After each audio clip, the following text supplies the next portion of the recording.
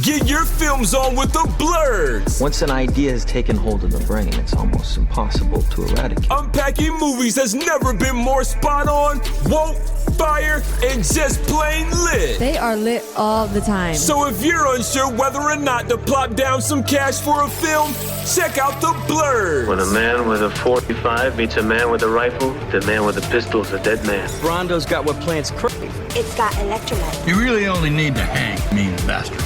But mean bastards, you need to hang. Don't say you weren't warned. Ridiculous. Here's Brandon and Jeff.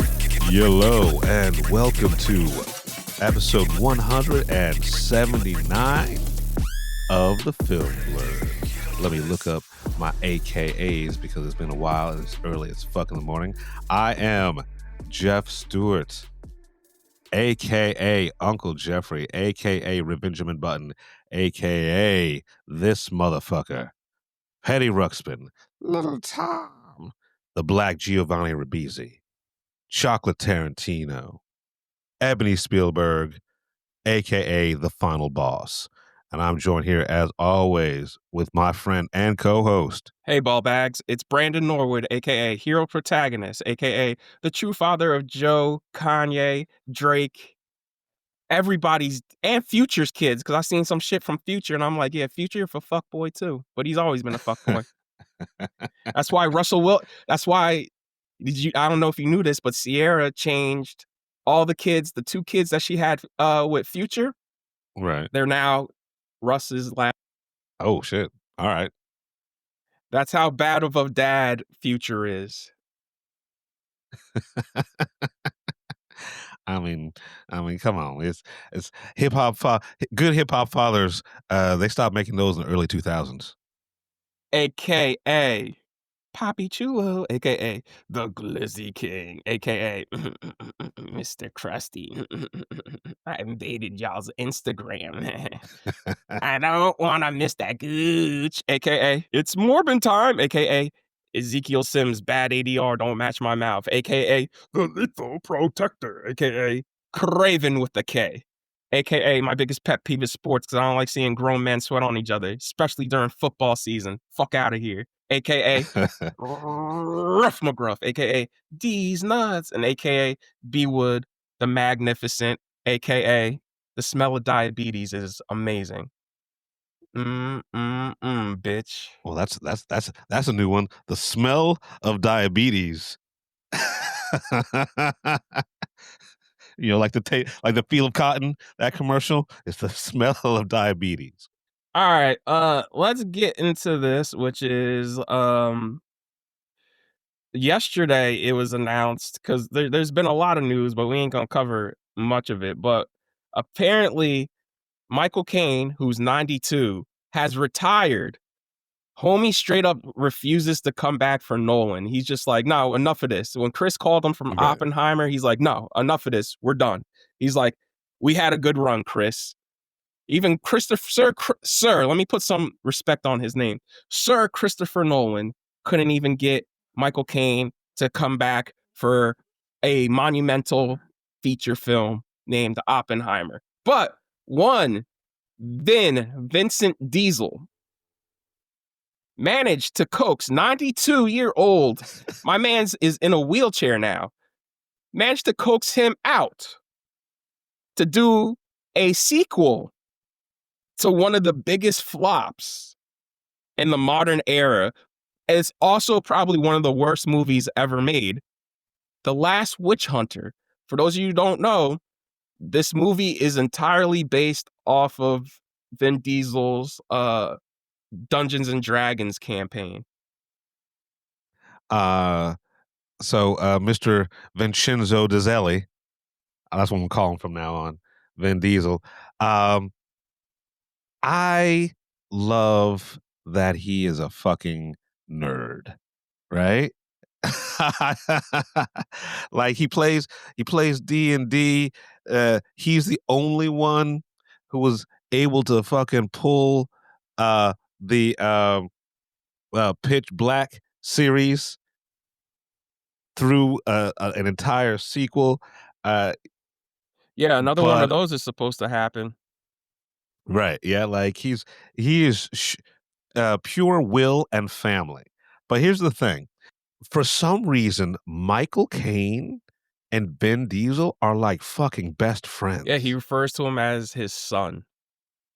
Right? And that is the weirdest, but also kind of the sweetest thing I've ever heard of in Hollywood. Like, they have absolutely nothing in common. No. Right? The fact that, but they're like, they are boys. I've seen pictures of fucking Vin Diesel wheeling Michael Caine around, Yup. like just going shopping and shit like that. Yup. So, yeah, I mean, when your boy calls, right? The algorithm keeps on telling me that it wants me to watch The Last Witch Hunter, and I'm kind of a sucker for movies about witchcraft, right? Like, one of my favorite movies of all time is Constantine. I will watch that anytime it's fucking on, right? I love that shit. Had no desire, still have no desire to watch The Last Witch Hunter. And the fact that The Last Witch Hunter Part 2 is probably going to be Michael Caine's last film it kind of makes me sad, just like Anthony Hopkins' last film is probably going to be that one where he was a disembodied voice. I can't remember, Trapped, whatever. I did a review on it. That bullshit Bill Skarsgård trapped in a car movie. Oh, I thought his last movie was going to be Rebel Moon because Sir Anthony Hopkins is in Rebel Moon. Yeah, this one came, I mean, they were probably shot at the same time. They're both voice, right? So, like, as long as it's Anthony Hopkins' voice, there might be like 15 movies that are coming out where he was just in his home chilling, just speaking into a microphone.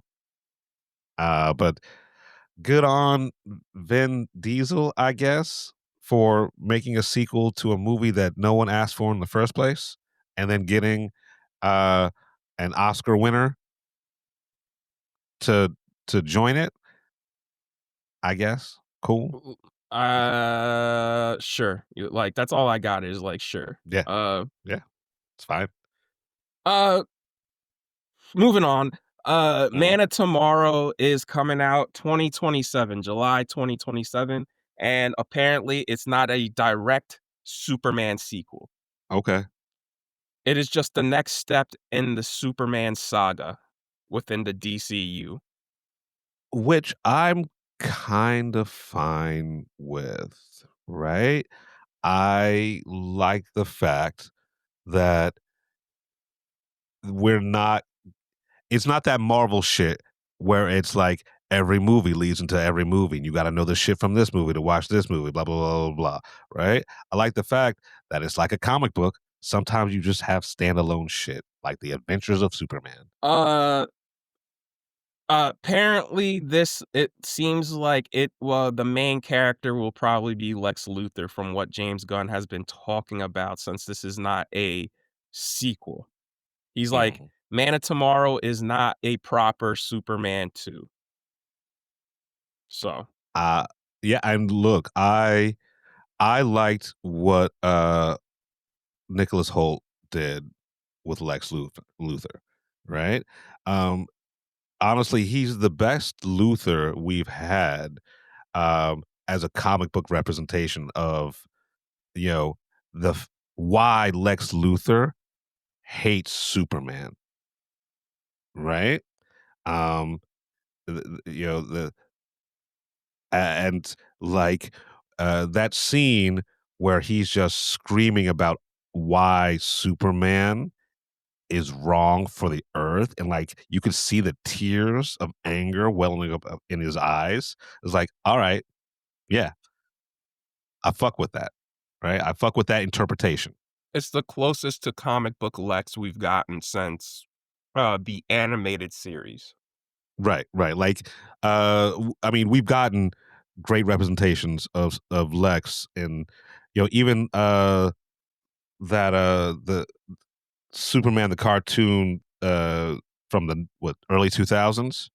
That was the 90s. That's what I was saying. That Superman the animated yeah. series is probably the last comic book accurate version of Lex Luthor. Besides this, because Lex Luthor in the movies has always just been plotting for land.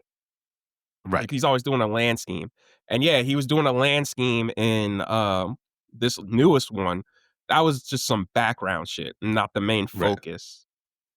Mhm. Like, his focus was literally doing this land scheme as an excuse to kill Superman. Like, he started an Right. international conflict as an excuse to kill Superman.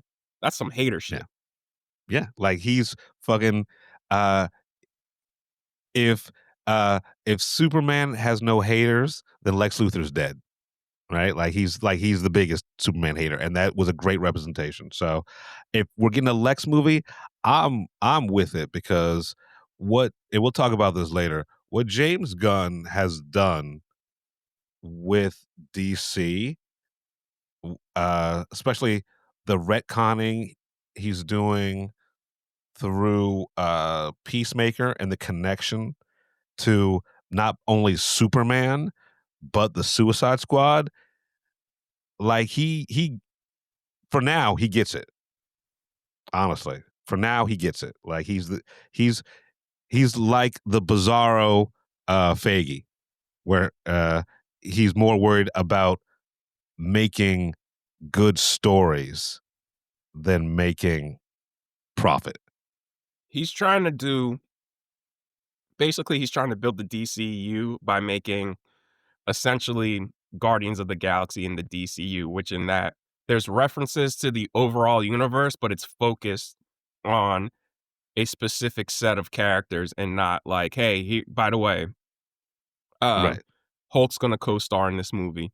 Even though that's pretty cool and I like that. I think it does help that, like, hey, let's just focus on specific characters. And that was my main problem with Superman itself. It was too many fucking characters to build out this universe. Like, I'm just like, Right. man, Like the only one who I thought really mattered to the story was Mr. Terrific, and that's it.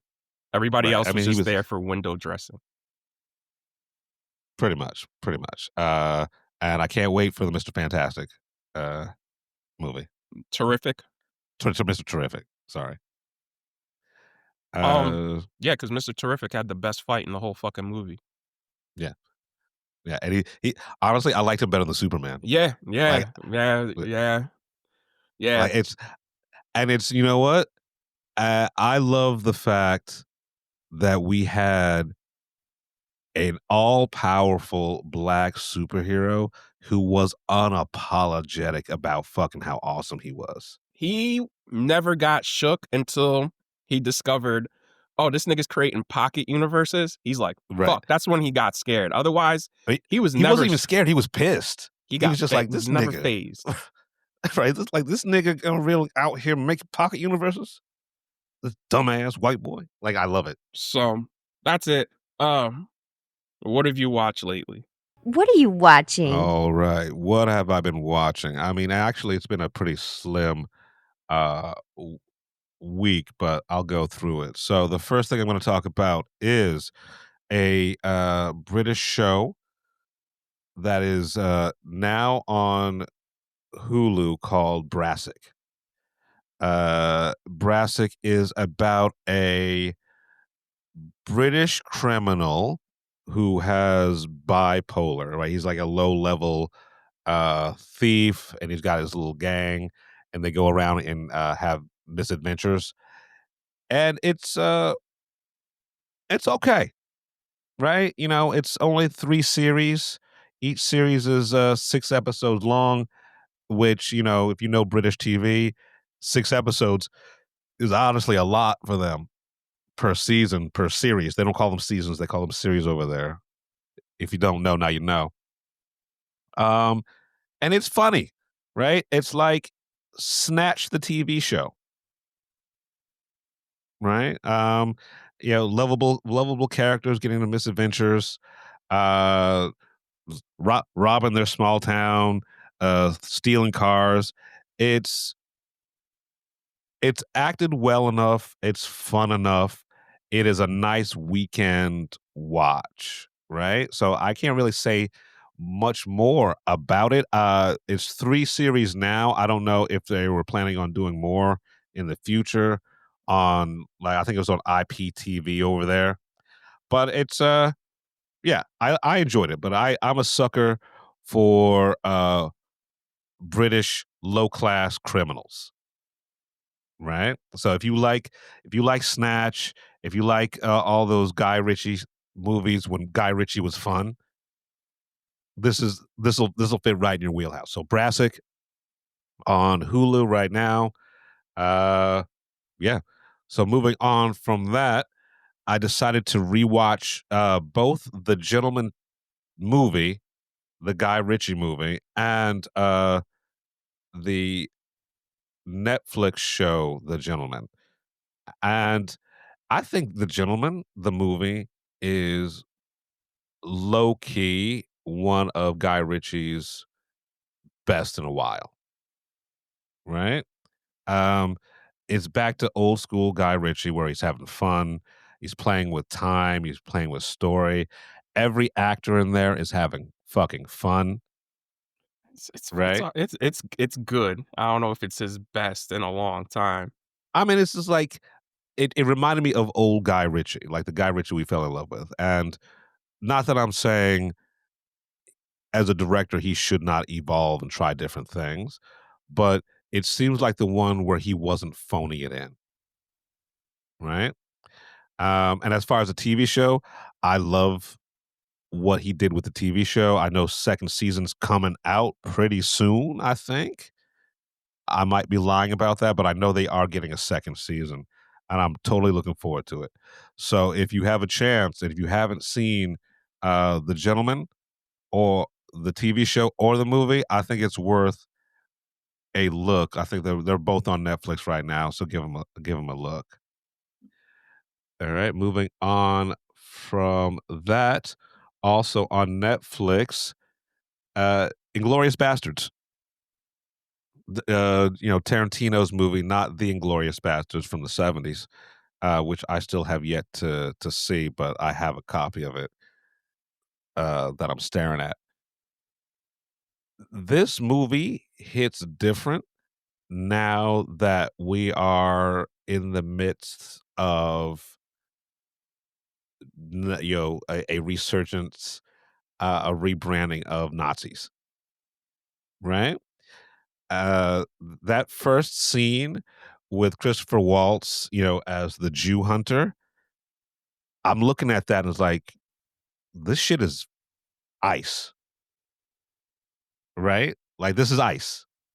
This is Yeah. what's going on now, Yeah. right? I And mean, watching this whole entire movie is like the fact that people are getting like, I'm not even gonna say Republicans because there are actually real Republicans. I'm talking MAGA. The fact that MAGA gets upset every time you try to compare what's going on in America to the rise of Nazism in Germany, the fact that you can't see the like obvious parallels is fucking the reason that when they get rid of all of the minorities, right? You're going to be next on the list. Right? It's yeah, it's just mind blowing. But going back to Inglorious Bastards, I didn't like the movie the first time I saw it. I saw it in theaters, and I was like, all right, it's fine. But with a lot of Tarantino's later work, it took me a while to lock in, right? And to see what he was trying to do, what he was doing, right? And Inglorious Bastards it's a love letter to film, right? Because there's film references throughout the whole entire thing. Uh, it, the giant set pieces all take place in a theater, so yeah, it hits different now. And I'm not going to say it's one of his best, but I am going to say that I enjoyed it more as an older person than I did when it first came out. I still can't stand Eli Roth. I still can't uh, stand. A lot of people consider this movie a masterpiece and Tarantino's masterpiece. And fine, whatever. You know what I mean? Like, I'm not even gonna argue with you, but I Right. personally, I think it's okay. I want if you're gonna make a movie with Brad Pitt about a bunch of dudes hunting Nazis and scalping them, that's the movie I wanna see. Right. Like, I really don't care about this girl plotting her revenge in this movie theater. Yeah. Like, And I it and I feels and like I, and 2 I different movies. You know what I'm saying? and I totally get that because that's the way I felt when I first saw it, right? Like I want the Aldo Raines movie where he's just fucking killing Nazis, right? Yeah. That's what I wanted when I walked into that movie the first time. And fuck it, who knows? Maybe we'll get that movie, right? I mean, Brad Probably Pitt. not. I mean, probably not, but that was a hope and a dream. Uh, but yeah, I totally 100% see where you're coming from because that's the movie I wanted I when mean, I and walked into it. it also doesn't help that, you know, the bastards are on screen, we get to meet them all, and then they leave for, like, 45 minutes, and when they come back later, half of them have died, and I'm just Right. like, "The fuck, man?" Yeah. Yeah. No, I'm not even going to argue any of those points because I felt the same way. But yeah, like I said, the movie grew on me and it just hits all movies about World War II are hitting different now because we are in the midst of all of this bullshit. So, Inglorious Bastards, if you haven't seen it or you haven't seen it in a while, it's on Netflix. We all know everybody out there and the mother has Netflix, so watch it.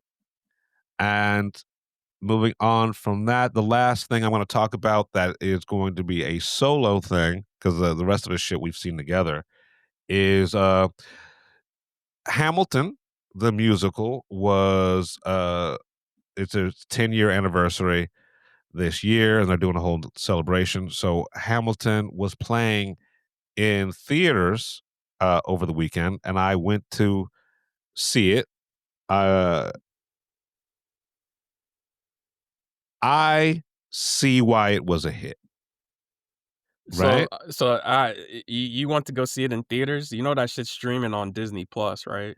Yeah, yeah, but it hits. Yeah, like I saw it on Disney Plus during the height of pandemic, right? Like when it first got released. But I mean, it's out in theaters. Let me see it big. It does hit different on a big screen.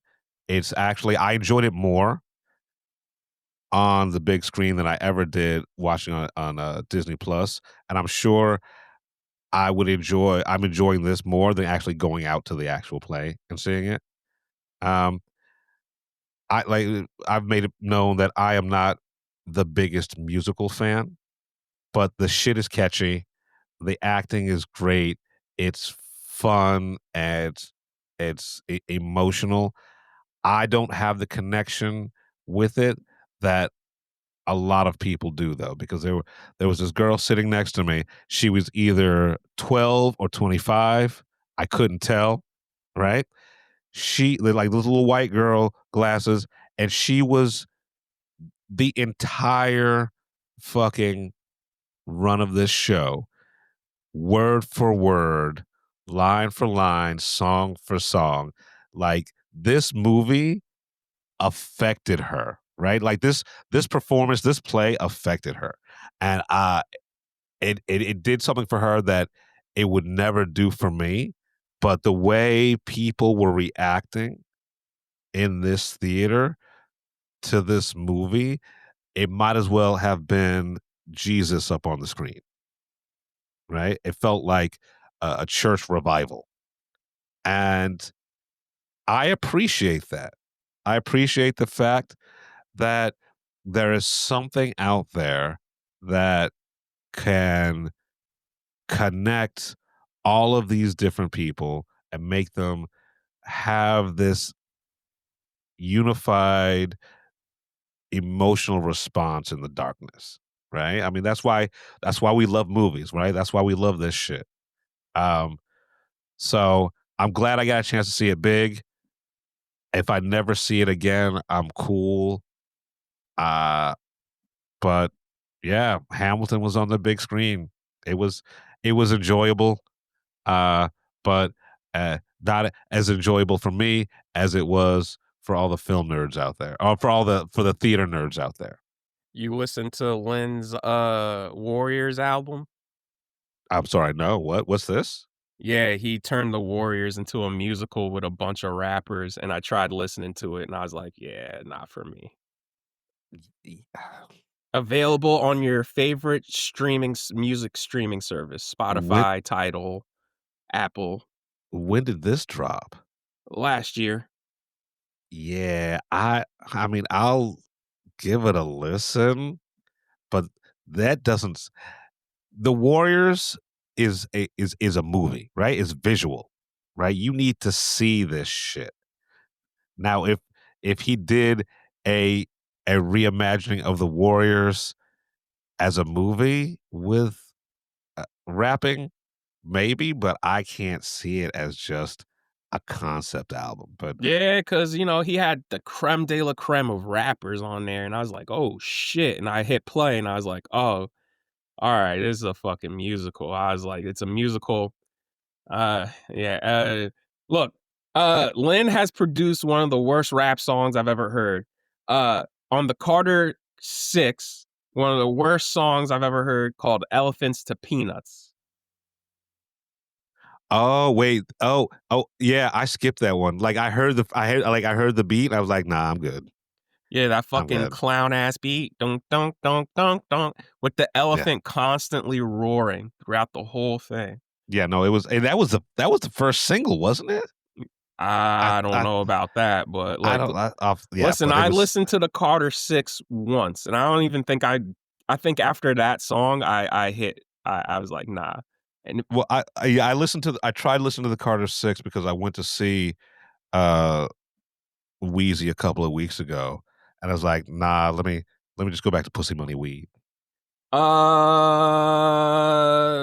the Cotton Candy song, that's when I really checked out with that fucking Looney Tunes ass beat. Look, I appreciate the fact that Wheezy is always willing to try some new shit, like his rock album. Yeah, like good on you for trying new things, but the Carter 6, the Carnival,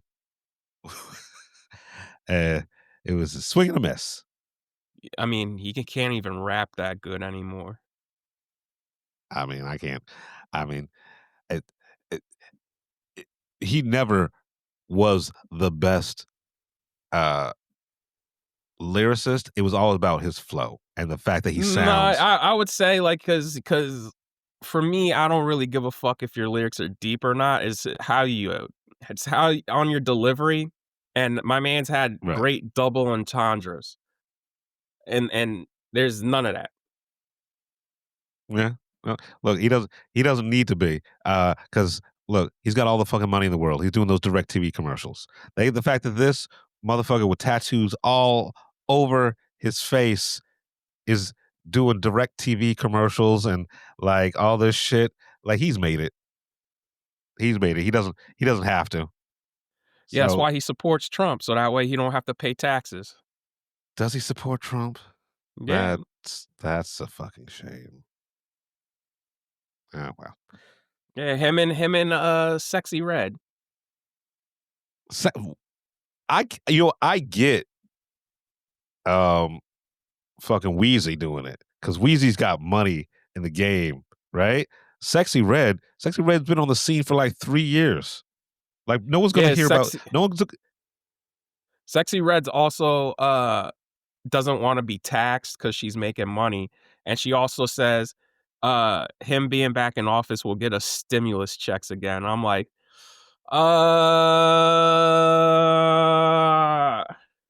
if it The takes only the reason we got economy to crash for us to get stimulus checks, I don't want that. the only reason we got the stimulus checks is because it was the end of the fucking world. Yeah, and we're moving back there. So I mean,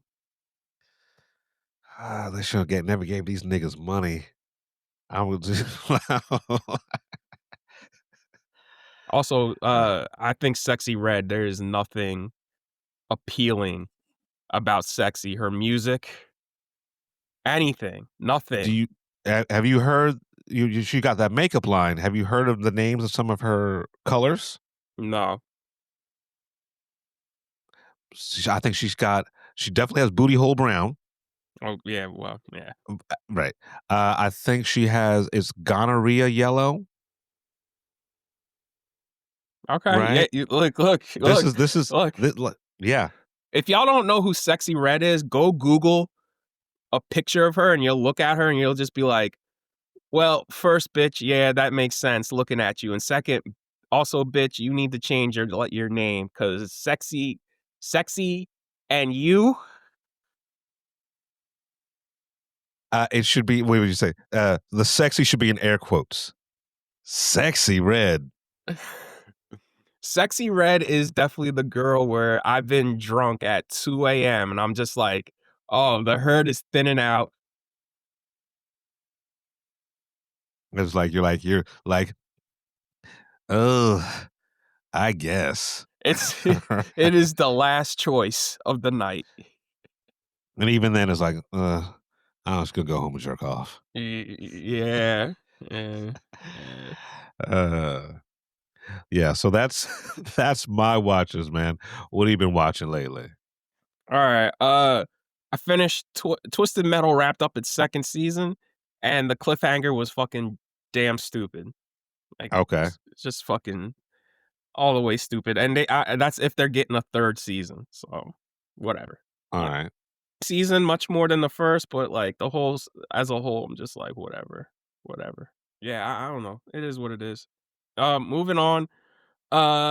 Before I get further, I do want to give a RIP to David Niley, basically the dude behind IMAX. Like IMAX wouldn't be what IMAX is if it wasn't for David. You know what I mean? He was the chief quality officer. He made sure from top to bottom IMAX was what it was. You know what I mean? If you had a complaint, you emailed him and he would personally email you back being like, "Okay, we'll figure that out. We'll try to get it back to where it needs to be and yada yada yada, you know?" Right. So, Right. So R.I.P. yeah. Uh the last film that he worked on was Sinners. Oh, really? So Shit. that's I it. mean, high note. That's You know. It's sad cuz I was just like, "Damn, he's not going to be able to work on either Odyssey or Dune." Mm, So, yeah, he look, he kept IMAX alive. He single-handedly kept IMAX alive. because Chief for the lo- quality officer. because for the longest time, IMAX was just for documentaries and shit like that, right? Like, Well, I remember, growing up, uh, the the only thing you would watch and like you would go to Franklin Institute in Philadelphia and you would just watch nature documentaries on IMAX. IMAX Dome, and then they Yeah, started building the giant screen IMAXs because the Dome IMAXs are what was first IMAX was, and then they started building the giant screen IMAXs that would also play documentaries and shit. mhm, And then, Nolan came through, and now IMAX is what it is today because of The Dark Knight. right, right. So R.I.P. Yeah. Moving on. I want to talk. I think I didn't talk about this, but I guess I will now. Doctor Odyssey finally finished the first and only season because it got canceled. It's a shame. I was like, yo, this is like the only show on network TV I enjoyed. I was just like, damn, y'all canceled Doctor Odyssey, but 911's getting its like eighth fucking spinoff, even though y'all canceled two other 911 spinoffs. So Right. I don't get the logic here. There is no logic, man. It's fucking all algorithm and AI and bullshit like that. Because I remember you talking about Doctor Odyssey. It was like, oh yeah, shit, I'll fucking watch this shit. You know? And then it got canceled. I'm like, damn, Don Johnson just ain't having luck right now because he was on Keenan's show, which was entertaining. Wait, like his sitcom, the Keenan Yeah, sitcom. yeah, Oh yeah. shit. He was the father-in-law. And he was a Oh, producer on that motherfucker. oh. And now Dr. Odyssey. I kind of feel bad. And I mean, I guess it's for the best that Keenan did get canceled because then we all found out later, fucking about Chris Red. And I was like, damn, bro, Keenan put you on your show. He was hyping you up. He's like, I'm thinking about taking a step back from SNL and leaving because Chris Red is here. And Chris Red is so funny. And then Chris left SNL and it came out that he is now fucking Keenan's ex-wife because Keenan's wife divorced him. And we're all like, damn, that sucks, bro. And then come Wait, to but find like, out, I thought he started dating her after they were divorced. You telling me that was the reason for the divorce? Is Chris Red? I don't know, but that seems a little quick. Yeah, Also, bro, you're gonna do that to your boy, to your mentor. You know what I'm saying? Like Keenan was trying to put you on. Right. Look, I Chris Red is fine. Like, I he's fine on SNL. He's fine when you give him lines, but his whole entire ADHD shtick when it comes to his actual comedy, his stand up, it's fucking exhausting. It really is. Oh, I said just like ADHD, it's exhausting. Yeah. So, all right. Well, Dr. Odyssey. R.I.P. Dr. Odyssey. Yeah, man, it was a solid first season. Sorry to see y'all go. God damn it.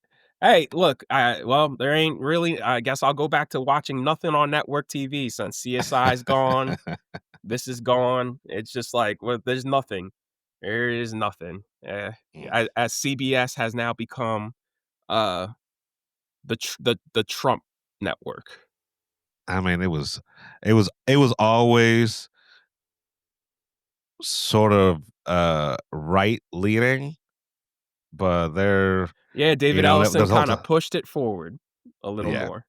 And that's why I'm just like, yo, y'all talking, all these people wanting Paramount and WB to merge. I'm like, fucking why though? Like, dude, why do we need more mergers? Like, that's the last thing we need. I like the fact that there's fucking competition. Like, right? The one thing I will give Alien Earth is mega corporations are terrible. Right. And we all know which corporation in that show is going to win out, but like still, like like nothing good has come from a mega corporation. Like we're seeing right now, the world is literally being ran by billionaires and nothing good is coming from this at all. Like, did you watch that that video of all the tech billionaires that had dinner with Trump? No, I've actually been trying to skip news as much as possible because every time I look up something, it's like, oh yeah, wow, that's cool. The Department of Defense is now the Department of War. Yeah, tweeting out wartime president. And I'm like, bro, being wartime president is not something you want to be. Right. There's nothing masculine or exciting about being in a war. Right? Like you're supposed to try to avoid war. That's what a good leader does. Well, they asked somebody, they were just like, hey, how do you feel about Biden not dodging the draft? And she just goes, he's un-American and that's why he does it. A true patriot would join the war. And they're like, oh, I'm sorry, I messed up. I meant Donald Trump dodged the draft because of his bone spurs. He had a medical condition, he can't serve properly. I mean, just on a dime. Right. Like just call it what it fucking is, right? You're a pedophile president. Oh yeah, the letter leaked. That letter's wild. The letter's worse than we could have ever imagined. Yeah, man. Like yeah, the tech billionaires, Mark Zuckerberg, I forget what he said, but he said some wild shit where even I was reading, I was like, yeah, see, this is why I try not to use Facebook that much. Like, it sucks they own Instagram, but Instagram's like the only thing I want any association with from Mark Zuckerberg and his whole Meta company. Like, holy shit, man. I remember watching the video and him, like, saying that shit. I'm like, that's crazy. Bill Gates is there, and you can see Bill Gates is just fucking in pain sucking this nigga's dick. Just in pain. He's like, I don't want to be here, but fuck, I gotta be here. Like, say what you have to say about Bill Gates. I don't know about him as a person or whatever Yeah, like that. I've heard some wild things about him as a person, and I was just like, yeah, because he's rich. All the rich people are fucking terrible. Right. But the fact that he's at least got the Bill and Melinda Gates Foundation, right? At least even if that's a front company for whatever he's doing, um, at least he's trying to act like he's a human being and he's here for the earth and for The people. best though, the best that I think is hilarious is all the farmers in the heartland. They're all begging the government to give them handouts. I was like, well, what? I thought this was socialism. I thought this was Right. socialism. They're begging the administration. They're like, come on, we voted for you. Like, all going to be shut down. Like, there's only going to be 5 farmers left out of the 300 of us. And there's videos of them praying and shit like that. And I'm just And like, yeah, it's like thoughts and prayers, baby. Good that's luck your with that. thoughts and fucking prayers. Thoughts and prayers, You baby. did you think that Trump was going to side with fucking John Smith from Decatur, Iowa over fucking Monsanto? Yo, Get the fuck out of here. nothing funnier than watching people get their just desserts. Right? But Niggas like the getting thing is, deported, and I was like, yo, you voted for it. Like I find it funny seeing all these Latino and white people start getting deported, and they're just like, why me? Why me? it's like, well, because You you, voted for it, nigga. this is what you wanted, right? And like I want to say, oh, fuck around and find out, but you finding out means I gotta find out, right? It affects me, right? Right. So I wish for no one to find out. Well, a reporter asked her in a brief yesterday. They were just like, school shootings are getting out of control. Are you please going to do anything about the school shootings? He's just like, no, I'm not going to do anything about the school shootings. I was just like, yo, bro, President of the United States is just like, yo, fuck the kids, let them get shot. I'm just waiting for the alien invasion. Can we get another alien? Can we get any alien invasion, or can I need something to end all of this and to unify us, like in Independence Day. Can we get the plot of Independence Day? It's like, yo, listen, I keep saying this, and I do outreach work for my day job, Mhm. and the one person I had to talk to, this woman, I didn't even ask this. This didn't come up in any of the conversation, and she just goes, "Yeah, I'm a staunch Republican, proud of it." I'm like, "Okay, that had nothing to do with anything I'm fucking talking about, but Right. cool and good for you." I don't know. I don't know what you expected. What do you want? You want some sort of anger reaction from me? Good for you, bitch. Like, it's It's not like what I needed from you. right, like that's not the question that I asked. It's just like I tell this story all the time. I went out to a bar and this dude had this a shirt that said "fuck Biden" on it, right? And he was looking at me, and I was like, what do you want? What do you want me to say?" Like, yeah, fuck Biden, right? Like, I don't care about him, right? Like, I'm not. I I hate the Democrats as much as I hate the Republicans. Yeah, it's because the It's Democratic Party is now like yo, first of all, the Republican Party is now like the Nazi party, and then the Democratic Party is the Republican Party because they've moved so far to the right. It's just like, yo, we watched in real time as Biden just sat there and let fucking Gaza get fucking blown to smithereens, children blown up, women raped. Like we saw it. We saw it. He could have stepped in and done something at any time, and he didn't. Same with right. the war in the Ukraine. Could have helped the Ukrainians out at any time, and he just didn't. Yeah. So like, fuck all of them. It's just one Is is significantly worse.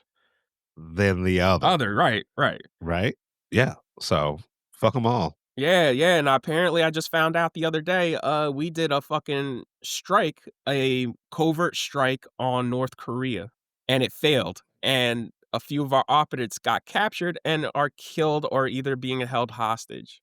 Why are we fucking with North Korea? Here's my question: why does this nigga want wars? Like, what is starting a war gonna prove to anybody in 2025 other than you're a fucking psycho?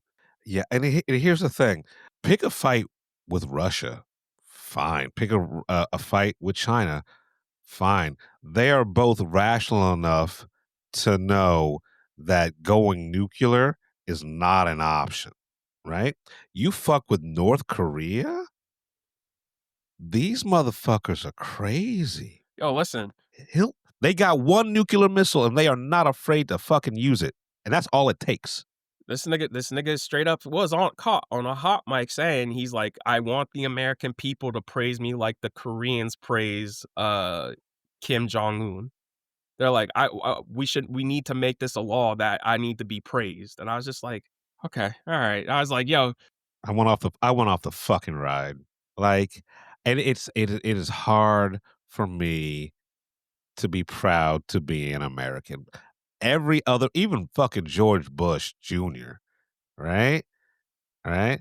Even him, like, I'm still proud to be an American. look, and he had a whole sitcom made after him. That's how much we all hated that motherfucker. And that sitcom was hilarious. Right. And even he did not make crazy demands or notions. That Right. nigga fucking Like, put us in a recession that was still being felt to this very day. still a better president. Like, Still a better president. people my age have been fucked because of Bush Jr. And we will never recover from that shit. Like, I hate when people who are like 60 and 80 are like, why aren't you married? Why don't you have kids? Why don't you have a house? I'm like, yeah, because y'all fucked that for me. Because that shit's expensive as fuck. Like, y'all fucked that for me. Right. I was like, yo, listen, I get it. Like, yeah, 9/11, we definitely needed retaliation for that, but not what for the cost. Not for the cost. Right. And we didn't even go after the right people. Right. It was It took the it was black gonna- dude to finally get everybody and end the war. But fuck Obama, right? Yeah, that nigga got Bin Laden and Saddam. Jesus Christ. All right, let's talk about movies, man. This is depressing. Like, shit. So moving on. Foundation. This season is pretty fucking wild. I still like season 2 better. There's like one episode left.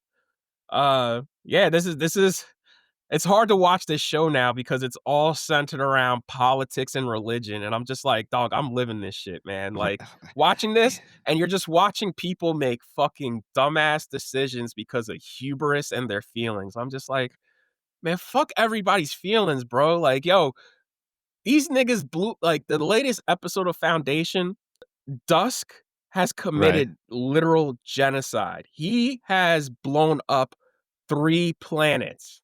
Well, I mean, I haven't seen the last episode, but they introduced the Foundation version of the Death Star in the second episode. It was like, oh yeah, that's going to be used by the end of the season. Yeah, and he uses it, and like, I'm just like, well, also, you guys went about this the wrong way. Like, I get why they wanted to give the planet to the mule, because at the end of the day, I'd be more scared of the mule than an old man too. Right. But you also got to remember who's really in charge. Yeah. And once he saw the mule dude, once the mule saw him do that, the mule was quiet. The mule was quiet. He's just like, ooh. Like, I need. Let me re-strategize. Let me re-strategize now. Yeah. Yeah. So like I said, I missed the last episode. I totally agree with you. Second season was a much better season, right? But this is still interesting enough. Yeah, I hope it does get a third season. I meant not a third, a fourth season, because Apple has not been promoting this. I didn't even know it dropped until my brother logged in. I was like, oh shit, let's start watching this now. I didn't even know. Speaking of Apple, Platonic. it's hard watching this show too because I'm just like, yeah, this is coming from me where I'm just like, y'all Right. niggas gotta grow up. Like, Rose Byrne, you got a family. Do the right thing by your family. Her Mhm. husband needs to fucking see a therapist. And I'm like, bro, stop being a fucking alpha and just go see a fucking therapist. And Seth Rogen specifically, I'm like, bro, grow the fuck up. Cause now you fucking up. Like, he keeps tripping over his own dick when he doesn't need to. Like, grow the fuck up. Mm. Even I understand we live in a capitalist society. We have to make money. Stop burning every bridge. Also, what did he think? He left his wife at the altar. And he really thinks he's still gonna have a job at her company? Yeah, they keep on pressing this show to me like, oh, platonic. Uh, it seemed like an interesting enough concept. It's It's just, good. It's a is, really good show, and it's is it funny. really? I'll jump in on it. You know, is the season over with yet, or is it still? There's about Still 2 episodes? episodes left.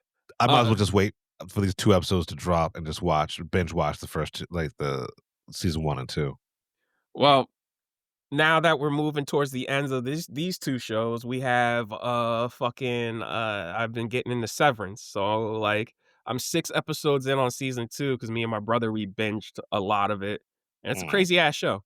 It's very much a Yeah, slow burn, but it's yeah, a crazy ass 100%. show. Right now, I talked about Severance like when it first dropped, that first season. Um, and I keep on telling people, Apple Plus, when it comes to TV shows, is more hit than miss. Yeah, their movies suck. That's all. That's the only thing. Like, Apple, I can name offhand 3 movies I love. F1, Killers of the Flower Moon. I wouldn't even say I love Highest to Lowest, I like it, so I like Highest to Right. Lowest. And like, what was one of the other ones that I like? Wolves, right? I Okay, yeah. enjoyed that. Yeah, so 4. I, So 4 right. offhand. Yeah, the rest of the movies have been booty. Yeah, Uh, and because they've been booty and because they've been underperforming, now they've significantly cut back on theatrical releases. which is a shame because when they do it well, it's F1, right? Um, But but they're yeah, they also need to spending too much money on these movies, like, there's no reason for Fly Me to the Moon to cost $120,000,000. that Fly Me to the Moon is a $40 million movie, Yeah, yeah, man. right? That's Like, like, y'all overspent on a lot of movies where I'm just like, these weren't particularly good to begin with. right, right. And don't get me started on The Gorge, Oh, well, that went straight to Apple. right? But it's still like I know that had to have a significant budget, right? And it's just like why? I haven't watched that yet, and I'm not going to. Like, the only thing I would watch it for is for the Trent and Atticus score. But with that said, I'm starting to worry about Scott Derrickson because everybody I've known who's seen The Gorge has been like, "Yeah, it's whatever." Because my Mm. brother watched it, he's like, "Yeah, it's whatever." Everybody's like, "Yeah, it's whatever." And now the Black Phone 2's dropping, and, like, I still don't know what to fucking think of it. Look, the Black Phone, the one, it was good, Yeah, it right? was It real wasn't, good. It was real good. but Never didn't need a fucking sequel. right, it wasn't great, but like I enjoy. Like, look, yes, it felt like a better version of the Lovely Bones, right? Um, I mean, that novel's amazing, so I don't know. The but movie no, I'm sucked. just saying, but the movie was, but like the same sort of, you know, conceit, or concept connections. But yeah, like, how do you have a Black Phone 2 with the ending of Black Phone, right? Like the way it ends is like that's a one-off. Like I guess you could try to do a sequel, but fucking why? Yeah, I'm so confused how like, I watched the trailer, and I don't understand. I just don't. Yeah, I haven't even seen the trailer. I didn't even know they had dropped a trailer yet. So, that is Apple. Let's move on to, excuse me, Alien Earth. Yeah, I man. I only got halfway through this week's episode because I was so Mhm. tired and I fell asleep. Yeah. This Last week's week's episode was amazing, though. I was like, "Oh, I don't think they're ever gonna top last week's episode where we What was flash what back. was that? Episode 5 where it was a flashback to when they were all on the ship. Oh, so I'm missing an episode. Yeah, nigga. Oh shit. All right. Yeah. All right. So that last episode, yeah. Um the one where we see what actually happened on the ship Yeah. before Where it crashes. it felt like Alien. Right. It this show constantly and I is better than a lot of the subsequent Alien sequels that we've gotten. Right? Or in that universe. Mm. Right? Oh, I mean, fuck, that's the news we forgot to talk about. oh yeah, Fede. Yeah, Fede left the Alien sequel, and now the rumor, I'm not gonna say this is true, but the rumor is Mm. he wanted to use Michael Fassbender and bring David in and close that loop and use him as the antagonist in addition to the Xenomorph for his Romulus sequel. And Ridley just straight up said, nah, nope, not at all. And you know why, right? Because he wants to do because Ridley wants to do his third Alien prequel movie. And that's the thing. He said time and time again, he has no interest in the Xenomorph anymore. And I'm like, if you have no interest in the Xenomorph, let somebody else clean this up. Seriously, let's close this out. Let's close it out. Romulus, you had the chance to close it out. It was right there. Right. Yeah. And now we've talked about this. And now Fede actually was gonna do some cleanup. I'm like, yo, just let him do the cleanup and close the loop on this shit. There's no reason to keep this thread open. Right? Because like here's the thing. I didn't care about the space jockeys. I didn't care about where the Xenomorph came from. No one fucking did. But you had 2 movies and you gave us the prequel. We know about the space jockeys. We know about all that. Right? You did what you wanted to do. Let's end it. Right? I don't want this hanging Chad out there, right? Of David. Oh, how does David connect to everything? Like, I don't want that hanging over my head. And if Fede Alverez, and this is coming from someone, I don't like Fede Alverez as a director. Yeah, I don't right? like him either, as a writer or a director, quite frankly. Right? So, right. But I will give him his props for Romulus, right? Parts of it. Was right? It was amazing for a Fede Alvarez film. It was good. Let's keep it real. Like for a Fede Alvarez film, it was fucking amazing. And for like an Alien movie, it was good. So if he had an idea to close this out and like keep it moving, then let's do that. I'm surprised that Noah Hawley has been given as much latitude as he's been giving. Yeah, because Ridley can't fucking not interject himself now. Right. I don't know why it's become his franchise now all of a sudden after all this time. Right. Like he directed the first Alien movie, which fantastic, great, changed the game, whatever like that. Anything else that he's done with this franchise has not been good. I like Prometheus. I do like Prometheus. And that's fine. And like, I think Prometheus could have been a one-off, quite frankly. Like, it should have been a one-off. Like, I would have preferred it to prefer Prometheus to be that's it. And then Alien, they just go to the planet where Prometheus was set, honestly, that's it. That's literally it. Right. Because right now, this whole entire universe is so convoluted. Yes. Right? Like, I shouldn't. You're on some Marvel shit. Like, how does this connect? Where in the timeline is this? Where's the da?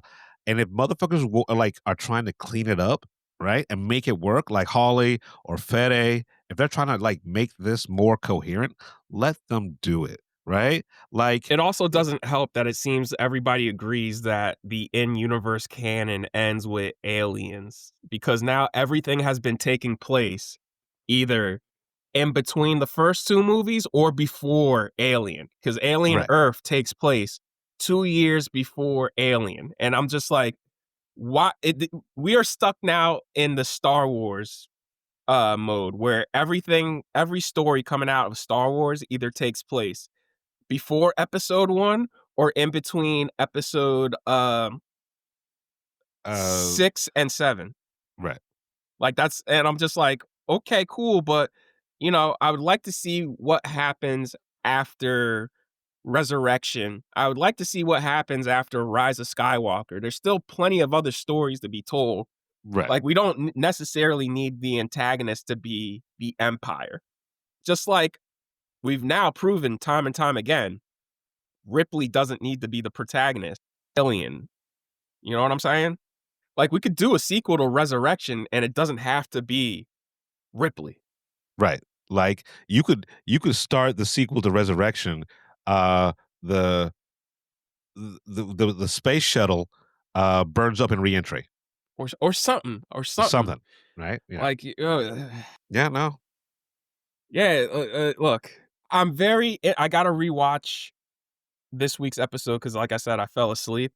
Right. And I got up to the point where the black android and Timothy Oliphant are having their little face off where they're just like, oh, so you're a synthetic, and he's like, oh, so you're an android, and they start talking shit to each other, and then Right. the conversation ends. We're like, well, we'll see each other, and then we'll see who really wins. I was like, oh, so these two niggas is really gonna Go at face it. Yeah. Right. Because I like Timothy Oliphant in this, right? I like TV Timothy Oliphant better than I've ever liked movie Timothy Oliphant. Well, he found his niche on TV and what Yeah. he can be used for, because he was the early 2000s. If you were a pretty white boy, you had bleach blonde, spiky hair, and you were always playing a douchebag. And that's what Timothy Oliphant was casted as 9 Right. out of 10 times before. Hey, you work good. You work good as a Western guy. Let's put you in Deadwood. Oh, cool. Deadwood's done. Hey, do you want to do another Western? Except it's going to be in the modern day. Justified. And now he's been doing all these crazy, quirky roles, and it's been working out well for him. Yeah. So good for Timothy Oliphant. Also, but yes. can we get like a Justified movie? Like, I don't want another season, but just the movie, because City Primeval ended on that fucking awful I still cliffhanger. I still haven't finished City Primeval. You know how City Primeval ends? Is it him sitting across from Walton Goggins? Nah, well, Raylan finally takes his daughter and takes off of work. He's like, yo, I'm taking a month off. I want to spend time with my daughter. As he's spending time with his daughter, his phone's ringing and he keeps ignoring the call. And eventually he just throws it like on another part of the boat as his phone keeps blowing up. And the reason why his phone keeps blowing up is because fucking Boyd escaped prison. Okay. Let me just give me that movie. No, listen, City Primeval was fine without Boyd. I don't know why Boyd had to escape from prison. Look, like Boyd was one of the best parts of Justified, the show, though. He was fine. He should have been a one villain. Honestly, he was a 1 season villain. 2 at most. Nah, to me, if it wasn't for Walton Goggins, Boyd wouldn't be shit. Oh yeah, 100%. So there you go. You admit it. So there you go. So like, Boyd Crowder, 2 season villain at most. No, but I've been on the Walton Goggins train since The Shield, right? And then he was in Justified, but yeah, I got to finish out City Primeval. But let's circle back to Alien Earth. I love this fucking show. It's good. I won't say I love it, but it's good. It's good. Noah Hawley's style is kind of getting on my nerves with this show. Like, sometimes I just want to watch a straightforward alien show. Like, his style definitely worked for Legion because it's supposed to be disorienting because you're watching a bipolar, multi-personality schizophrenic guy. So yeah, that worked. It works in Fargo because that helps keep the mystery of what's going on. Here, it's I'm like, man, I don't give a fuck. Can you just tell the story straight up to me, man, instead of making this fucking so fucking artfully, how could I say this? Artfully ambiguous. Ambiguous, right? Yeah, obtuse, Like, ambiguous, obtuse. Yeah, whatever. tried to watch Only Murders last night, but again, fell asleep. Started the first episode, fell asleep. That's right. I like they really haven't made much of a big deal about this new season coming out. Like I've seen nothing but ads for it. yeah. Only Murders dropped there's another show that dropped last night on Hulu too. I booted up. I was like, damn, yo, Hulu, you had all fucking summer to drop shit, and now you decide to put out 3 shows at once. Makes no sense. And then Futurama is gonna premiere this Thursday. Oh yeah. So like Hulu likes to like fucking just shove it down your throat. Like we got all this new shit. You know, instead of piecemealing it out, you know what I'm saying? Like, Yeah. hey, it's July, let's drop this Alien show. Hey, it's September, let's drop Only Murders. Hey, it's November, let's drop Futurama. Spread this shit out so that way, because now any fucking asshole can subscribe to Hulu, watch all this shit, and be like, all right, I'm done. Like how I did with Netflix before I started getting it for free. Right. So let's move on to HBO, because HBO Sunday nights are motherfucking back with one of the best pilots I've ever seen. Like, I'm so tight. Like, I forgot. You ever watch something and you're like, God damn it, I wish I could have made this. That's how I feel about Task. episode 1 of Task. Task is one of the best first episodes of TV I've ever seen. Like, holy shit, right away. Yeah. Task from the makers of Mayor of Easttown, and it's that's still that central Pennsylvania, right across the bridge from us shit, right? Like they're talking about shit is like, I know that accent. I know exactly where these motherfuckers are. Right? Like that is definitely Allentown. White trash people. Right? White trash scum. That is definitely Bethlehem, right? I know those areas. But yeah, this fucking show, first episode out the gate, right? You think it's going to be something, and it gives you something totally different. Yo, listen, Mark Ruffalo, he's killing it, but I gotta say, and I told my brother this, you know, the first time I saw Tom Pelphrey was in Iron Fist, and I thought he was terrible. But then, ever since Iron Fist, everything this guy has been in, he's killed it. Just killed it. And like, I'm not gonna, I can't believe I'm saying this, but Tom Pelphrey is better in this than Mark Ruffalo. Oh yeah, 100%. Like, I was just sitting there floored. I'm like, yo, Mark, how you getting shown up in your own show, dog? But don't worry, it's like I know Mark's gonna step it up in these next couple of episodes. And I feel bad for his character, because this nigga wants to spend time rebuilding his family. Right. And instead, his boss is like, yeah, your break is done. Like, Martha Plimpton just being a fucking bitch. Just a straight bitch. I was just like, yo, he doesn't even want to do this, and you're just being such a bitch about it. Like, god damn. Like, yeah, look, you could stop handing out those silly ass pamphlets. Right. Guess what you're doing? You're being on a task force. And he's like, can I do? And he literally says, can I do anything but a fucking task force? And I was just like, this is the first time I've seen a movie or television show where make a task force make it look unsexy, because whenever they build a task force, it's always like, oh, I get to head up these elite group of agents. I get to we're going to take down this criminal mastermind. And this, it's just like, yeah, so we're giving you these rookies. You're going to head up this task force, and you just got to catch this fucking criminal, and that's it. Right. Good luck. Yeah. And he's like, how much time do I have? She's like, you got 30 days. Figure this shit out. And I'm just like, god damn, even the FBI is like, fuck a task force. And like the fact that he's got to clean up his own fucking headquarters. Yeah, right? yeah. Yo, I was just like, yo. Fucking 5 minutes. There's 5 minutes of It's a Mark Ruffalo montage. doing. Yeah, it's a montage. Fucking Set to doing the most housework. set to the most relaxing music you could ever. Oh, Yo, shit. Tom Pelphrey looks like a scumbag in this. Like the beard and the ponytail. I'm like, oh, whoever the costume designer and the makeup artist is, like, y'all did a good job making him look like a scumbag.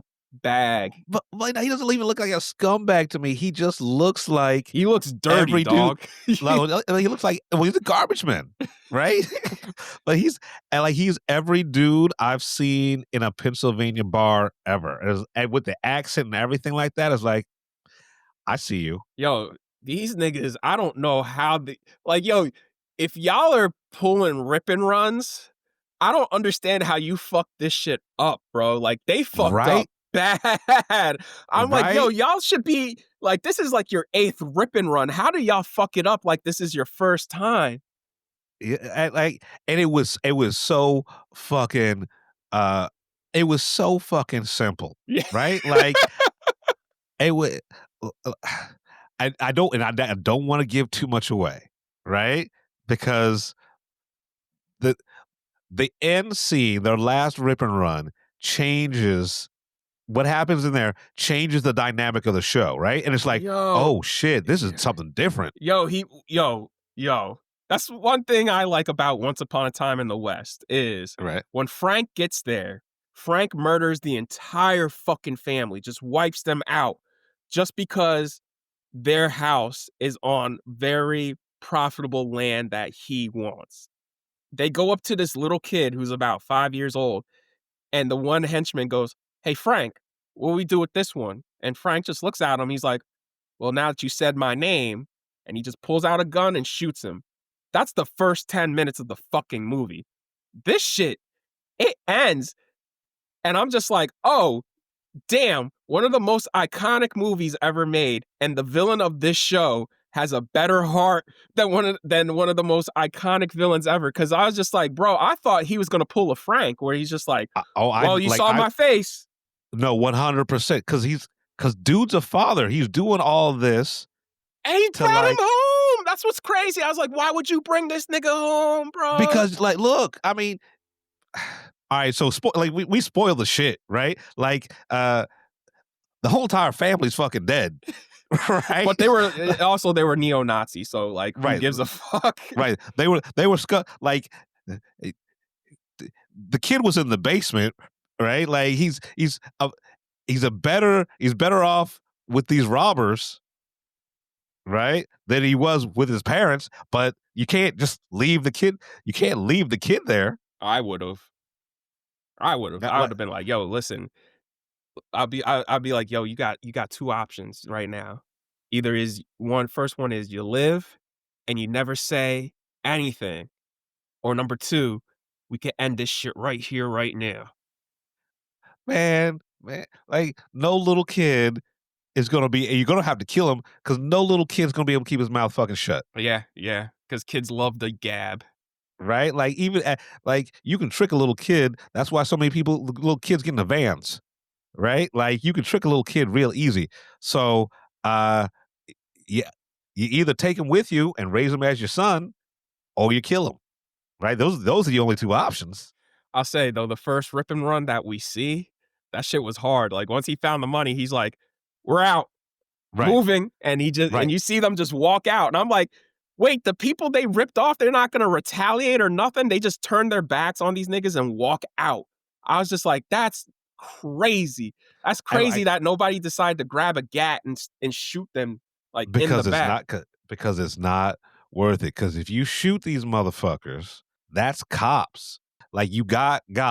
That's the game. You got.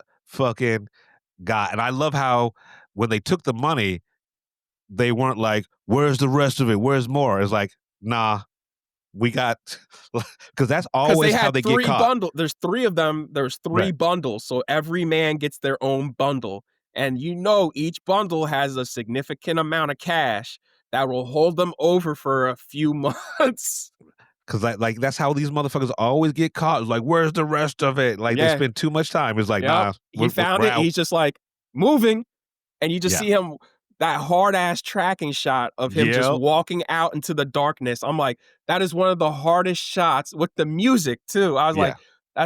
like, when I say I'm jealous that I didn't get to make this, I mean it. I am fucking jealous. Like, yo, I know people love Mayor from Easttown, but I like this first episode more than the entirety of that motherfucker. And I like that show. Yeah, and it's a totally different show than Mayor of Easttown, right? Because I started rewatching Mayor of Easttown, and it's slow as shit. Mayor of Easttown is slow as shit. This off the bat is something different. This is a different show. It just happens to be in the Mayor of Easttown universe. Speaking of, let's talk about the task force that's built. We got the girl from Woman King, and she looks like she's going to be the most reliable one. Right, she's like the smartest person in the room. Yeah. You got the dude who stands on business. He looks like he's there to be like, yo, listen, I'm only here to do the job, and then I'm fucking gone. Like, y'all ain't Right. my friends. I'm just here to do this shit. Let's go. And then you got the fuck up.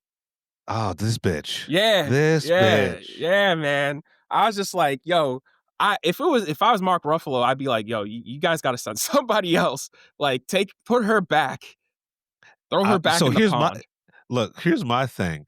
As soon as, like, we don't see this scene, right, where he's on the phone with her and gets the email address, but as soon as this chick gave me that email address, I would have been like, nah, this is not gonna work out. What was her email? I forgot. Like sunflower giggly girl 66 at yahoo.com or something. Oh yeah, he like said that shit out loud to embarrass her too, to shame her. Right. And normally that shit would work, but she has no shame. He's like, all right, well, let's take a break. And as soon as he said that, bitch gets right up on the phone and starts screaming right into the phone again. And I'm just like, if you're divorced, why are you having a public fight in front of your superior and your colleagues, bro? Right. And like, this is your first time meeting these people, right? Like, you save that shit for, I got to know these people. I'm dealing with some shit, right? Like, this is like showing up to the job interview. And like, you see how she was dressed compared to everybody else, right? Yeah. Everybody was in professional. Right. And she just shows up in a fucking hoodie. Right. So I know she's probably the worst cop ever. I would not be surprised if that bitch gets killed. I don't know, like, she is such a fuck up. I bet she's going to be a savant at detective work. Like, either I got to feel it. She's going to fuck up pretty bad somehow, though. Yeah. She's going to be... She is not... She should be riding a desk.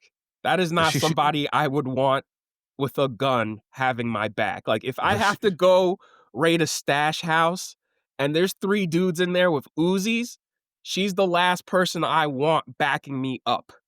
Right. And that's why she's going to surprise us and actually be good at her job. Like, they can't have her be this big a fuck up in the first episode without her either having a redemption arc or her getting killed and being like the impetus for them going harder at the Rip and Run boys. Oh yeah, because like I'll tell you straight up off the rip, Tom Pelphrey's not making this out. Like, he ain't. Oh yeah, no. He like, no way. Like, right. Because in the preview for the weeks to come, even his niece is just like, yo, listen, I'm giving you a week. And then after a week, I'm straight up going to the police and I'm turning you in because this is fucking crazy. Right. And I can't even blame her. Right, because like, she's implicit in a fucking kidnapping. Right. That's so connected to not only robbery, but murder. But now murder. So Task. I wish this had a second episode, right? Like, it's one of those things where, like, can you give me just like 2 episodes a week? Yo, listen, that's why HBO's the best. HBO's back, baby. I was like, ooh, baby, but you got any more of that Task, baby? Yeah, Task. God damn, bro. Oh, shit. They were hyping this motherfucker up too, and I was just like, all right, I'm gonna watch it. Like, yeah, just calm down. And now I watched the first episode. I'm like, yeah, I see why y'all were hyping this shit up. Right. Task. Woo! I'm so mad. Spielberg is mad that he didn't get to do Mayor of Easttown. I'm mad I didn't get to do Task. Fair. It's fair. God damn, bro. Like, I want to work with Tom Pelphrey. Like, I want to make like like a epic crime saga with him. Well, you know he's up the road, right? Right. He's from he's from Central Jersey. Oh shit! All right. He's Jersey people. Oh shit! I think he's Oh, from shit. Edison or some shit like that. Oh shit! Like, Oh, he's shit. right down the road. Yeah. Look, I want to say this off the rip. Iron Fist. Did you know? Dirty. Yeah, man. Dirty. Because I remember watching that show and being like, man, this dude is bland. He looks bland. You are not good in this. And then everything I've seen you in, I was just like, maybe the makeup sucked. Maybe you were overlit. And I don't think you had the right writing and directors, because it is night and day. Because he's killing it in this. Outer Range. There's something else he was in. Like, why you like let me look him up real quick. Dog, like, yo, Outer Range still hurts though. That hurts. I haven't watched this. I haven't watched the second season just because I'm mad that it got canceled. Oh, this nigga's in Ozark. Oh, that's right. He's in Ozark. I've never He's the seen brother. Ozark. Oh shit! I forgot. He's the fucking brother. Jesus Christ. Oh, good for him. Good for him. Good for him. He is engaged to Kaylee Kuko, and they have a kid together. Good for him. Good. That's a nice match. You know, I'm not even mad at that. Yo, he went to Rutgers too? Oh, fuck, he was in Mank. All right, so Outer Range. Yeah, he was in Mank. Jill. He was in Ozark, She Said. Remember, he was in that. He was good in that too. Oh yeah, yep. Banshee. I never seen Banshee. Hey, it's fun. I mean, before Iron Fist, it's just a whole bunch of TV shows, like one-offs and stuff like that. But he was on a couple of soap operas, Guiding Light and As the World Turns. Right. They don't even have Iron Fist listed on here. That's how bad that shit is. Yo, he took that off his IMDb. Yeah, yo. Outer Range. Yo, 100%. He took Iron Fist off of his IMDb. That's how. Woo. Damn. Yeah. Tom Pelphrey, we gotta start putting you. Yeah, man. We gotta start putting you in more shit, bro. Honestly, I forgot he was in Ozark. Now that you got Netflix, man, watch Ozark. Man, I'm busy. That'll be winter. I'll get to that in winter, man. All right. So yeah, Tom Pelphrey, I'm gonna make it my mission that we get you in more shit, bro. Because god damn, bro. All right. So let's. So that was Task. What else you got? Yeah. I'm trying to think. I've watched so much shit. Let me pull up my letterbox, because my letterbox, I do have shit I watched, which is In the Lost Lands. I watched that because it hit Hulu. Oh man. I told you. Yo, my first question is, Dave, what are you doing in this? Second question is, how the fuck does Paul W.S. Anderson, and you need to change your name, because now that I've seen one battle after another, I don't want I'm tired of getting people getting you and Paul Thomas mixed up. Okay? That's got to stop. That's absolutely got to fucking stop, bro. Look, Paul W.S. made one good movie. Which was? Event Horizon. I still haven't seen that, just because I've heard mixed things about it, and there's a whole hour of footage that apparently made the movie much better than what it is. Right. But like, Event Horizon is his best movie. Everything else has been... It's not a good movie, but I enjoyed it, and I will say the first Mortal Kombat. I mean, for what it was, it was fine. I mean, they got to see that has to stand for something when Paul W.S. Anderson didn't make the worst Mortal Kombat movie. I mean, fair. Okay, fair. Yo, because listen, Annihilation is an abortion of a movie. in Annihilation with the hamster balls that travel around the world. Johnny Cage Underground? gets killed off like 2 minutes in. The entire cast has been recasted except for Sonya, right? it is who's the main character? Shang-Chi or what's the dude's name? Kung Lang? Kung Lao. Kung Lao and his girlfriend. Those are the only two who weren't recasted. Right. Even Christopher Lambert's like, nah, fuck this. Wait, who did they get to play Raiden? I James think they got an actual. Remar. Oh. Oh. And I like James Remar. Oh. James I do Remar like- is a fantastic actor, but yo, that is night and day. I'm like, damn, y'all didn't even try. I mean, they could have gotten fucking Jean-Claude Van Damme, someone with a fucked up fucking French accent. James Anybody. Remar has one of the most evil moments I've ever seen in a movie. That's when he's laughing in Oppenheimer, where he's just like, oh yeah, I'm taking Kyoto off the list. My wife and I honeymooned there, and it's a beautiful city. I'm like, dog, that's the most evil shit I've ever seen in my Look, you life. gotta think practically. Yo, You gotta like, look. that shit is evil as a motherfucker. Oh, James Remar as fucking Raiden. Oh, I forgot about that shit. I mean, the fact that Christopher Lambert was Raiden in the first one is like, oh, that's some whitewashing ish. And then you then you do James Remar. Oh shit. Who was Raiden in the last one? I can't even remember. Some Asian nigga, right? Like some actual Asian motherfucker, right? Hold on. Yeah, it was. Hey, that's what is crazy that I think it's crazy that we're the only two who thinks the first Mortal Kombat looks better than the second one that got delayed by 6 months. That shit was supposed to drop next month, and now that shit is coming out in May. I mean, Jeff, look, by the 'cause time that movie comes out, it's going to be almost 5 fucking years since the first movie.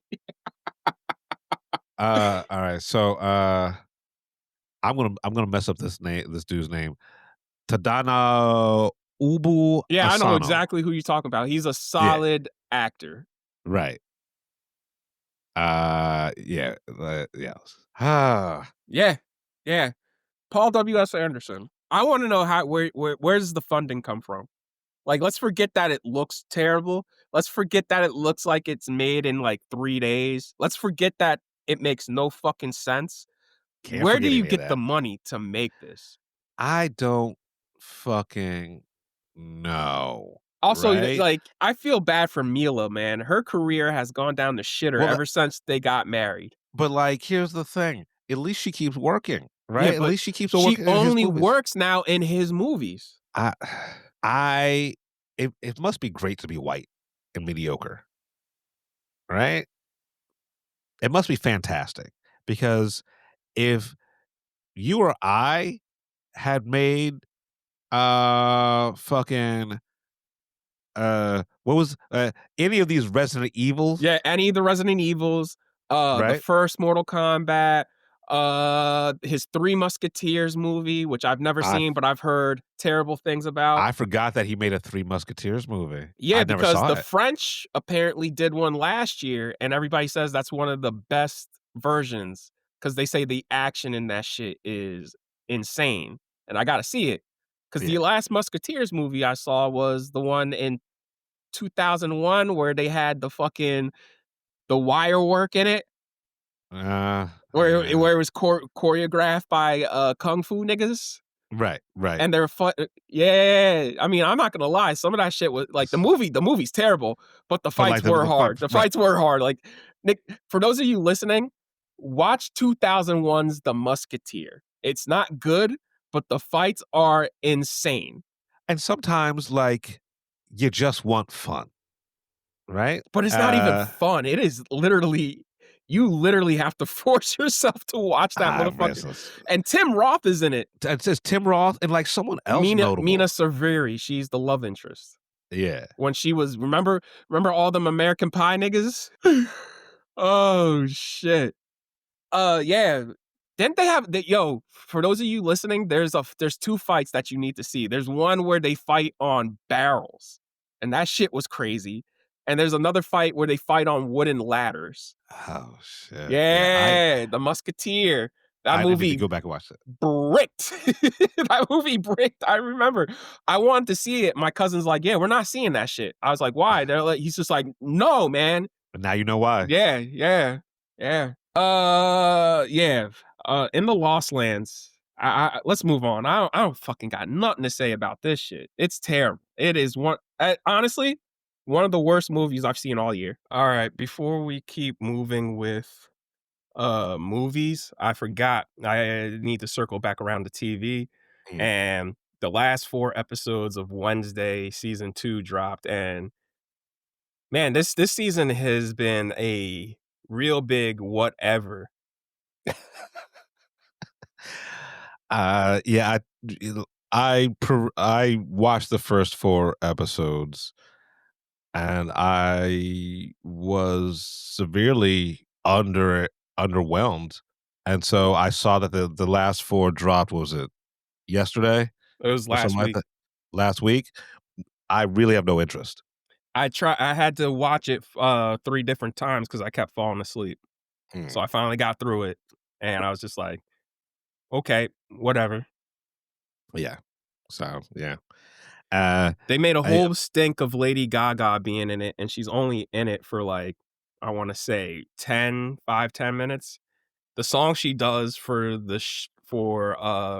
that one scene where they're at the ball is, like, the best thing about this season because I was like, "Yo, this song is fucking catchy as shit." Like, I would dance to that shit.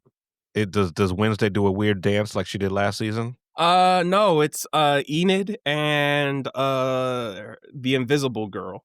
Okay, are they a couple now, or is that what's going on? No, Yeah. they're friends now. All 3 of Oh, them are friends now. cool.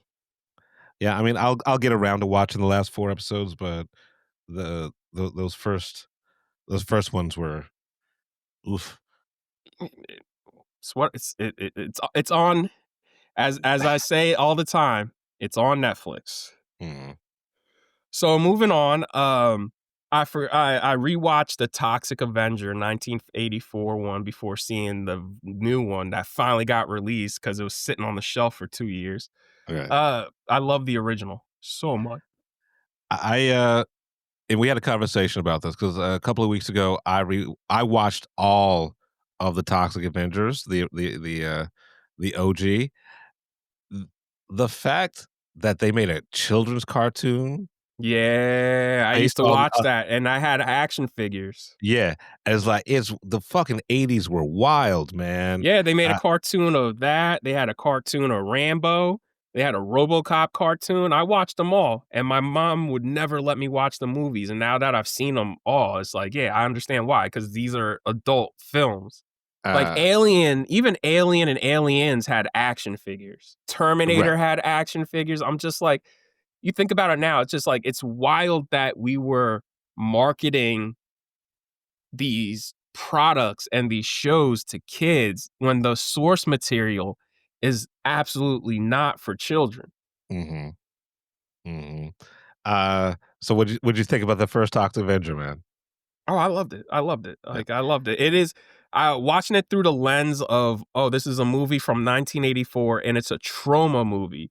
I'm able to get past all the wild shit because I'm just like, okay, it literally is like a C-level superhero movie by a company who's known for shock value. So, Right. like, I'm not nothing in this was too surprising. Nothing really offended me because all the offensive shit, I was just like, oh, it's trauma. I've seen a trauma movie before. And Right. honestly, by trauma standards, this is pretty tame.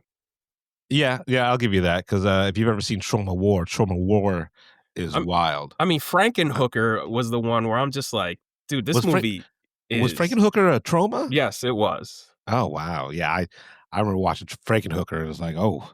Yeah, Frankenhooker's the one where people are like, "Yo, this movie's amazing," and I watch it, and I'm just like, "This shit? Really, y'all? This shit?" I mean, depends on what your definition of amazing is. Yeah, I Toxic Avenger is amazing to me because like it knows this movie knows exactly what it is and exactly what it's doing. Like it's not trying to be anything other than what it is. like the first Toxic Avenger is whatever to me. It didn't really start hitting for me until the second Toxic Avenger See, I when got it's halfway through Toxic Avenger 2 and called it quits. because that's when they started getting real fucking weird, Yeah, nah, right? I couldn't take it. I couldn't take it. I got halfway through. I'm like, I'm good. Actually, I didn't even get halfway through. Once they blew up the nursing home, I'm like, yeah, I'm good. Yeah, but there's that 15-minute fight scene with all the like with every fucking henchman that gets out of the car. But here's the thing. I didn't realize this was Michael Jai White's first film. Yeah, yeah, yeah. And I was like, oh, there's fucking Michael Jai White fucking fighting the Toxic Avenger. I mean, I don't know what you guys expect from a movie where a blind woman was almost raped. You know what I'm saying? Like, there's an attempted rape on a blind woman. I'm just like, look, it's trauma. Like, and then the rapist gets his head blown off. So, like, RoboCop did the same thing. Like, the two dudes were gonna rape the woman, where she's like, "Just take my purse," and he's like, "We don't want you. We don't want your money. We want you." And then they cut her hair off because she had curly hair. She's like, Right. let's see if it's curly down there. And then RoboCop straight up shoots off homie's Dude's dick. dick. And then that has one of the funniest things I've ever seen in a movie, though, is right after he shoots off homie's dick, she runs up to him, say, "Thank you, sir, thank you." And he just goes, "Please, lady, seek assistance at a shelter." Right. Or if you need therapy or some shit like that. So there's our RoboCop movie is a whole bunch of filmmakers recreating their favorite scenes from RoboCop, and there's one about that rape scene, right, where RoboCop just starts shooting people on the dick, and it's absolutely hilarious. Every movie would, in my opinion, would go up 10 points if it had a scene like that where it was an attempted rape and then the hero of the movie just showed up and just shot the nigga's dick off. Shit, that's coming to Netflix. Dick shooters. Oh shit. Yeah. Look, I like it. I cannot wait for the eventual 4K Blu-ray release. Mm. It's probably gonna look like shit in 4K. Oh yeah, 100%. Like it was shot like shit, so it's not gonna, like you can upscale it all you want, right? It was. Moving on. Freaky Tales is on HBO Max, and it's fine. What did I tell you, man? It was all about that the house scene. I told you that movie is all about that fucking house scene. Yeah, Sure. You know what I'm saying? My favorite love letter to the Bay Area is called Blind Spotting. Yeah, 100%. And we're not talking about the TV show that the movie is based on. We're talking about the Daveed Diggs movie. Yeah, I've never seen an episode of the TV show. From what I understand, it's just Raphael in that show. Yeah, I watched the first episode and I was like, nah. Yeah, because it doesn't work without Blind Spotting. What makes it work is it's the both of them. Right. And when you take one of them away, then what do you have? Like, even if it was just Daveed, it'd still be like, nah, you need Raphael here. Right. So, moving on, saw Batman in Dolby. So they remastered the fuck out of that shit. This is the first time I'm ever gonna say this. It looked better in Dolby than it did in the 4K Blu-ray. Okay. Like, seriously, the sound too. It was, but as good as Batman was, I was so surprised by how well the remaster for Batman Returns was, because Batman was loud. Batman Returns was somehow louder. Also, Batman Returns, like, Batman was pretty full. Batman Returns, not so much. Everybody kind of dipped out after Batman. Nobody came back for Batman Returns. And watching it again, I'm just like, and like I've said this, man, people love Batman Returns. It's okay. It's fine. there's just a lot in here where I'm like, yo, listen, everybody, it makes no sense. Like, just the plot of the movie just makes no fucking sense from top to bottom. I'm sorry. Right. Like, And it's just too many villains. yeah, Right. because Catwoman, she hates Batman till she doesn't. Mm-hmm. Penguin, that's a whole thing that I'll get into some other time. Like, they made him disgusting and horny. Like, he's always trying to fuck everything he comes across. It's weird. This is a weird movie and not in a good way. Like, when Tim Burton goes weird, it's usually good. Like, Nightmare Before Christmas is good. Corpse Bride, which they played a preview before, I was like, oh, y'all putting this back in theaters? I'll definitely go see it again because I like Corpse Bride and I haven't seen it since its first release in theaters. That's also weird. But this right here, I was just like, dude, this is Tim Burton's worst impulses on display. This is the Batman v Superman of Tim Burton's career. Yeah, I'm not going to disagree. I get why people I get why people would hate this. I get why people would love it. I don't think this movie works at all. I understand why the studio was pissed. I understand why parents were pissed. You know what I'm saying? Like, I could only imagine taking a kid to see this movie and they're just looking at me like, why? But here's the thing. The first Batman was R. No, it wasn't. No, it wasn't? PG. It was PG. All right. It's a weird movie, and it's not very interesting at all. Yeah, it's tedious. Like, I'm not gonna lie. The shit is tedious. It's tedious to sit through. It's unpleasant in every sense of the word. Right? Like, the origin for Catwoman is Stupid. a murder. Right? And then she Like, gets resurrected because cats are literally eating her. They're licking I her to remember life. seeing that when I was, because this movie super young, and I remember sitting watching it on TV, and that was the part where I noped out of, where I just walked out of the room, and my mom's like, "Yeah, I get why she's like, you're a very small child, and I can understand why you're just like, no, thank you," at that part. And it only gets worse from there. You know what I'm saying? Yeah. So, yeah, like I said, I don't know why people love this movie so much. I mean, God bless them. Like, I love Armageddon. I shouldn't. It's not a good movie. All right, moving on. I'm going to get into the final thing I'm going to talk about, which is Jaws 4DX 3D. Shame on you, Market Fair, because the 3D was not even remotely this good at Market Fair. I went to Times Square, which is the biggest 4DX in the world, and that fucking projection was pristine. That 3D was pristine. Honestly, the 3D was so good that it made me realize almost every shot in this motherfucker is perfect. That's why it's the first blockbuster, man. Like,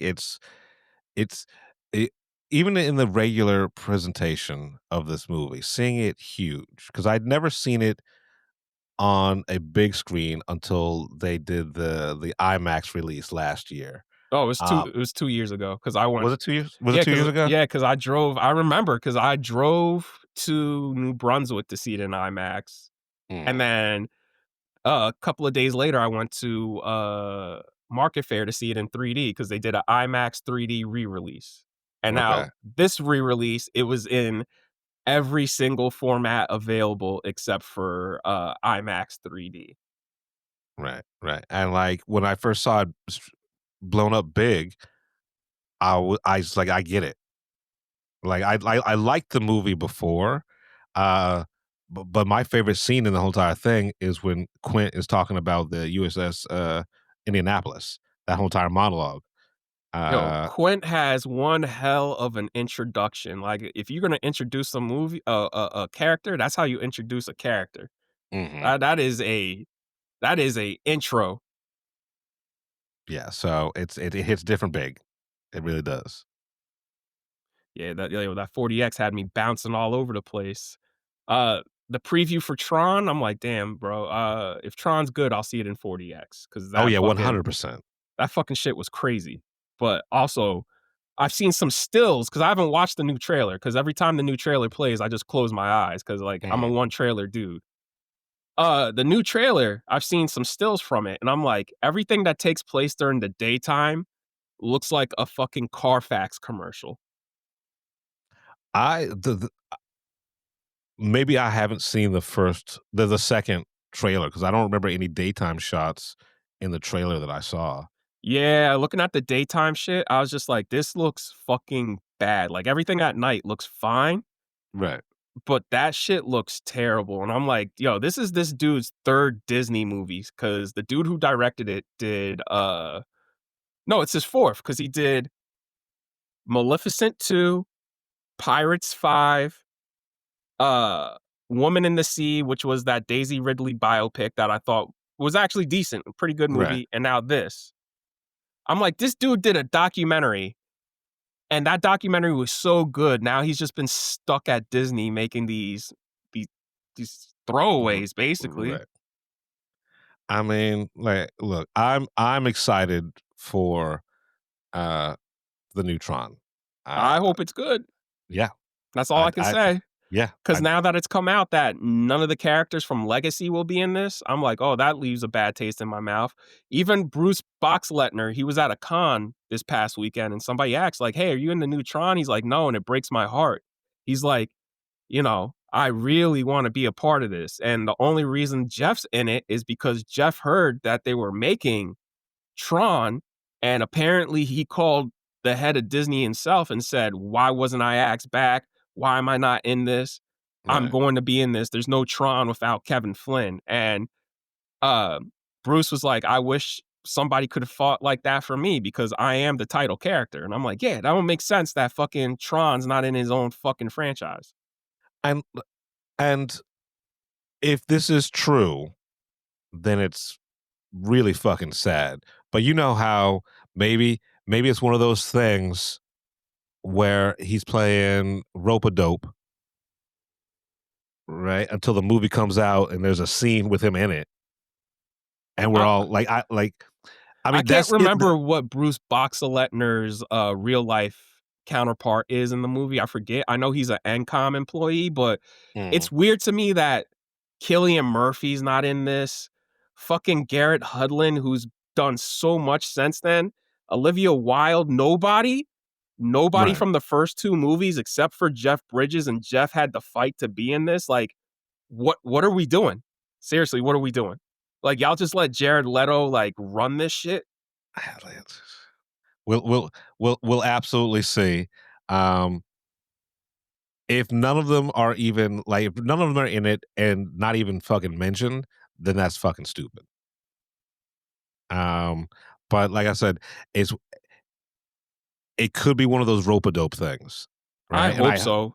Yeah. I hope so, because like, yo, if this does an Indiana Jones where they kill off Sam, like you like that's gonna piss me off. You know what I Right. mean? And I like Garrett Hudlin much more than I like Shia LaBeouf. So it's like, because Garrett Hudlin's been great in things. Yeah.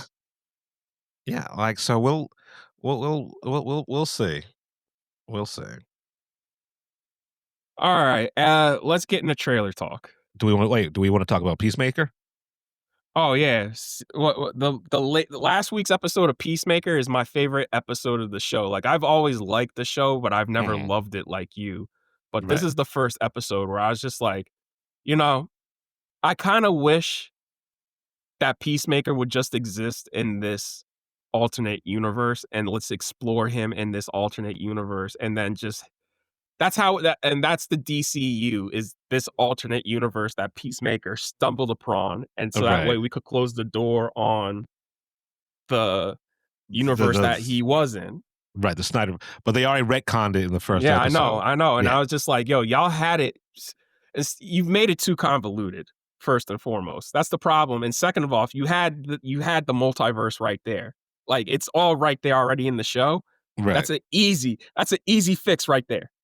I have a feeling that this new dimension that he's stumbled across is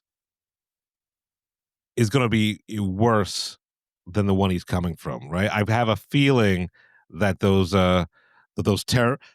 terrorists, right, that that he takes out are actually on the side of good.